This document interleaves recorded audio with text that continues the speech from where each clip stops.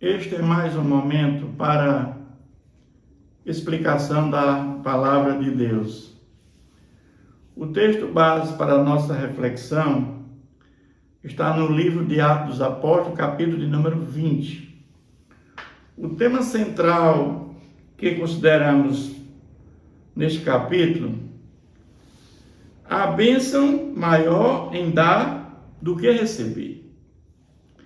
Paulo, depois de cessar daquele tumulto, ali no anfiteatro ali de Éfeso, e cessar o tumulto, ele mandou chamar os discípulos, e tendo confortado esses discípulos, ele se despediu e partiu para Macedônia.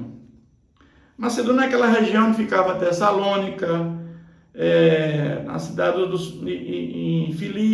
Filipenses, e em Bereia, na cidade de Filipe, né? Nesses três locais. Paulo chega até essas três localidades. E depois ele sai para a Grécia, para Corinto. Mas a ideia de Paulo passar por essas cidades da Ásia é a ideia de ele chegar a Jerusalém e a Roma. Essa é a ideia. Paulo está convicto disso. Mas ele passa por Troade. No primeiro dia da semana, estamos reunidos com o fim de partir o pão. Paulo, que devia seguir viagem no dia imediato, ele exorta e prolongou o seu discurso, o seu sermão, noite adentro. Ele foi até meia-noite. E havia muitas, no cenáculo, no terceiro andar, muitas lâmpadas, muito iluminado. E tinha um jovem chamado Eutico na janela. E o discurso demorado, prolongado, e este jovem dorme. E ele cai do terceiro andar. Só que ele adormeceu profundamente quando cai. Eles vão até lá e vi que ele levanta esse homem morto, ele morreu. E Paulo, descendo, inclinou sobre ele e abraçando disse: não vos perturbeis, que a vida nele está. Esse é mais um exemplo de ressurreição no Novo Testamento. Porque nós já tínhamos visto que Paulo ressuscitou Tabita lá em Jope. Então os apóstolos tinham, através do Espírito Santo, o poder de curar aleijados, cegos, ressuscitar pessoas, como Paulo fez com Eutico, como Pedro fez com Tabita em Jope. Então, meus irmãos, isso é tremendo. Ou seja, Jesus, quando ascendeu aos céus, mandou o Espírito Santo. E, através do Espírito Santo, eram feitos muitos milagres. Então, conduziram vivo esse jovem rapaz e sentiram-se grandemente confortados. Mas Paulo embarca e chega até Mileto. Ele passa por algumas cidades, né, até chegar em Mileto. E o fato é que ele apressava essas passagens de forma rápida para chegar em Jerusalém. O intuito de passar o dia de Pentecostes, caso lhe fosse possível. Mas em Mileto, ele fala com os presbíteros da igreja de Éfeso. De Mileto mandou Éfeso chamar presbítero da igreja. Então, são cidades próximas, ele manda chamar os presbíteros de Éfeso lá. E quando se encontraram com Paulo, ele disse: vós bem sabeis como foi que me conduzi entre vós. Ele vai relatar em todo o tempo, desde o primeiro dia em que entrei na Ásia.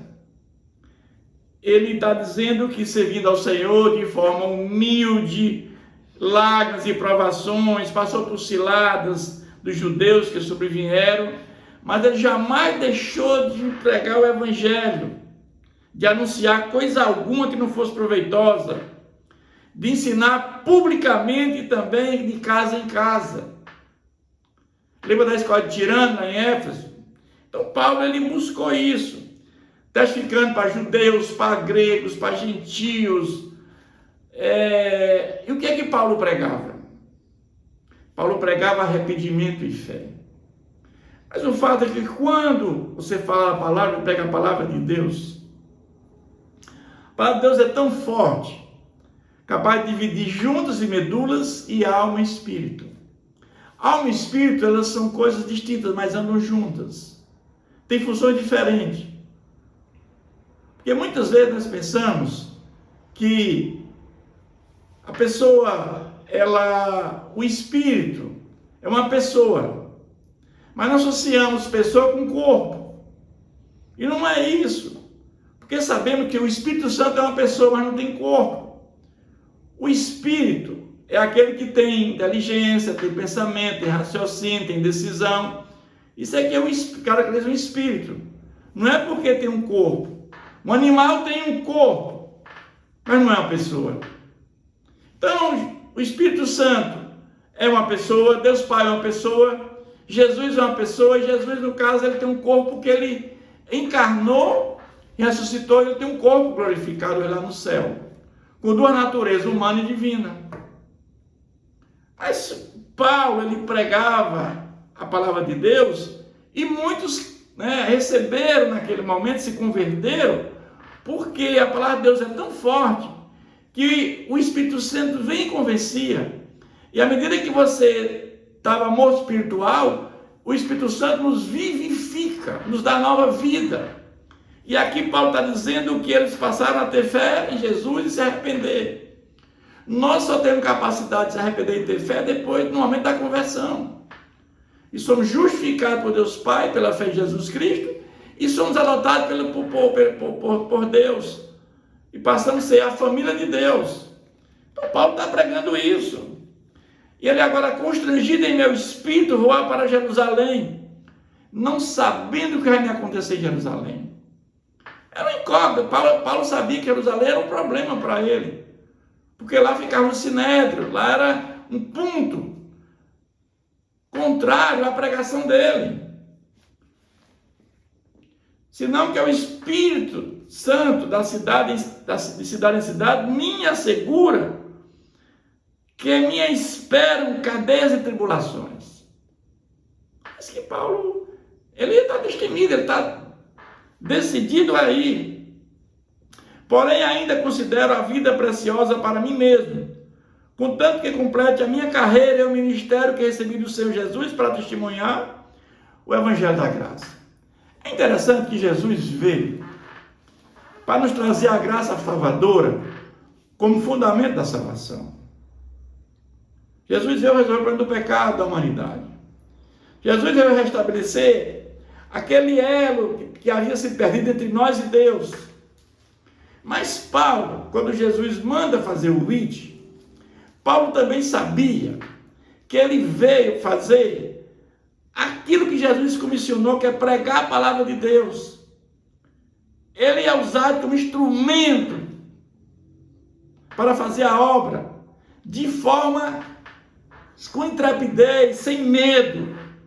Ele sabia que a morte, ele iria morrer, mas jamais ele deixaria de fazer a obra do Senhor. É isso que Paulo está dizendo aqui. Agora eu sei que todos vós, cujo meio passei pregando o reino, não vereis mais o meu rosto. Então Paulo está dizendo para aquele povo todo, que ele vai para Jerusalém, e ele quer chegar até Roma, e aquelas cidades que ele tinha visitado algumas vezes, tinha retornado e visitado, aquele povo não vai mais ver Paulo. E ali há um momento de tristeza, porque, portanto, eu vos protesto no dia de hoje, que estou limpo do sangue de todos, porque jamais deixei de vos anunciar todo o desígnio de Deus. Ou seja, aqueles discípulos, aqueles homens que Paulo ensinou, Paulo disse, eu estou limpo, eu fiz tudo que o Senhor me pediu. A bênção maior é dar. Eu dei tudo o que eu tinha. Eu dei meu coração, a minha vida por vocês. Eu fui açoitado, apedrejado, preso. Eu dei minha vida para ensinar vocês. A bênção é maior em dar do que receber. É isso que Paulo está dizendo aqui. E agora ele vai dizer, atentai por vós e por todo o rebanho sobre o qual o Espírito Santo construiu o bispo para pastorear a igreja de Deus, a qual ele comprou com o seu próprio sangue. Isso é tremendo, meus irmãos, porque é o Espírito Santo, e ele consagra uma pessoa pastor. É o Espírito Santo que consagra, que constitui uma pessoa bispo, pastor, para pastorear uma igreja. Porque não é o homem que consagra outro homem, como isso é feito nos dias de hoje. Você imaginar uma pessoa consagrando outra, há interesses por trás disso, interesses políticos, financeiros, tantos interesses. Quem consagra o homem pastor é o Espírito Santo. É uma pessoa se preparar, estudar a palavra de Deus, entender a palavra de Deus, que o Espírito Santo vem capacitá-lo. E vai lá para Timóteo, o homem não tem que ser dado ao vinho, cuidar da sua casa, tem todos os requisitos que ele fala lá em Timóteo, que o homem deve ter. E a partir daí, esse homem está preparado para ser um pastor, para ser um bispo. É isso que Paulo está dizendo. Quantas pessoas, presbíteros, diáconos foram preparados? Né? Pelo Espírito Santo, e não pelo homem. Não foi consagrado pelo homem, mas sim pelo Espírito Santo. E aí, meus irmãos, ele vai dizer: eu sei que depois da minha partida penetrarão lobos vorazes e não pouparão o rebanho. Vocês estarão no meio de lobos, vocês têm que enfrentar tudo isso. Portanto, vigiai, lembrando vós de que por 3 anos, noite e dia, não cessei de admoestar com lágrimas a cada um. De ninguém cobicei prata nem ouro, nem vestes. Porque Paulo, ele usava a profissão dele como fazedor de tendas. Quando ele encontrou Áquila e Priscila, eles também eram fazedores de tenda. Eles 2 juntos, 3 juntos, aliás. Eles começam a trabalhar. Paulo nunca deixou de fazer suas tendas. Gasta o próprio dinheiro, os seus recursos, para empreender suas viagens, para sua alimentação. E também para socorrer os necessitados. Paulo, ele socorria os necessitados, aquelas pessoas que precisavam. E recordar as palavras do próprio Senhor Jesus, que a bênção é maior dar do que receber. É isso o lema de Paulo. Apesar que esse texto não tem nos evangelhos, mas Paulo dizia: a bênção maior é eu dar do que receber. E tendo dito essas coisas, ajoelhando-se, orou com todos eles. E Paulo vai concluir esse capítulo. Então houve grande pranto, muito choro entre todos. E abraçando afetuosamente a Paulo, beijavam, porque Paulo tinha dito que era a última vez que eles iam vê-lo. Imagina aquele homem que levou tantas mensagens para aqueles presbíteros, diáconos, para tantos gentios, para tanta gente. Ele agora está se despedindo do povo, dizendo que vocês não vão mais me ver, porque agora eu estou indo para Jerusalém e eu quero ir até Roma, e eu não sei o que vai acontecer comigo, possivelmente eu serei martirizado. E todos ficaram muito entristecidos. Então, entristecidos especialmente pela palavra que ele dissera, que não mais viriam o seu rosto, e acompanharam até o navio onde ele partiu. É isso que esse capítulo nos ensina, meus irmãos. Que Deus continue nos abençoando.